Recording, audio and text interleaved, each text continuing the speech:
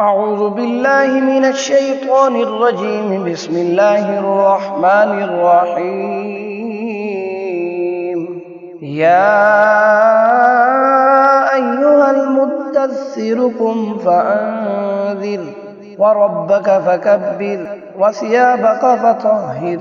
والرجز فاهجر ولا تمنن تستكثر ولربك فاصبر فإذا نقر في الناقور فذلك يومئذ يوم عسير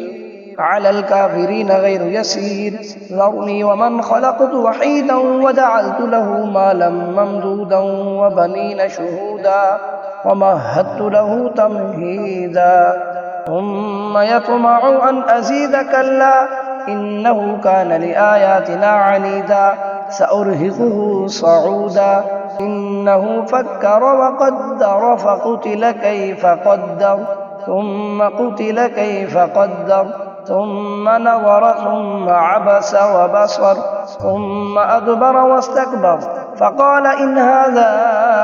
إلا سحر يؤثر إن هذا إلا قول البشر سأصليه سقر وما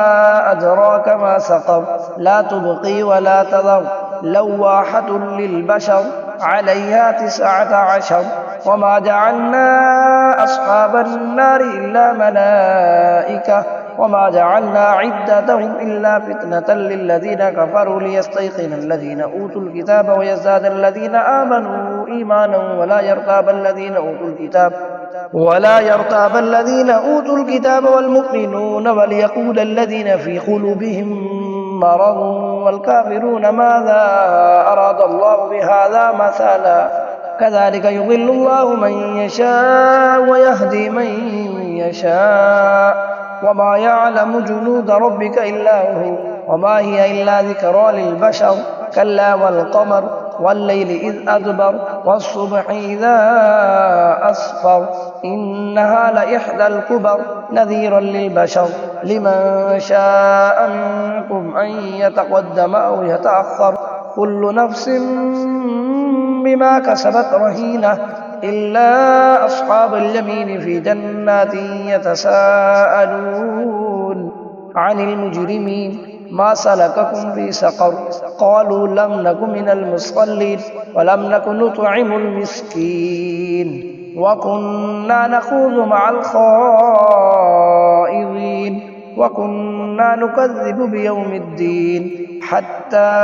أتانا اليقين فما تنفعهم شفاعة الشافعين فما لهم عن التذكرة معرضين كأنهم حمر مستنفرة فرت من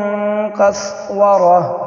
بل يريد كل امرئ منهم أن يؤتى صحفا منشرة كلا بل لا يخافون الآخرة كلا إنه تذكرة فمن شاء ذكره وما يذكرون إلا أن يشاء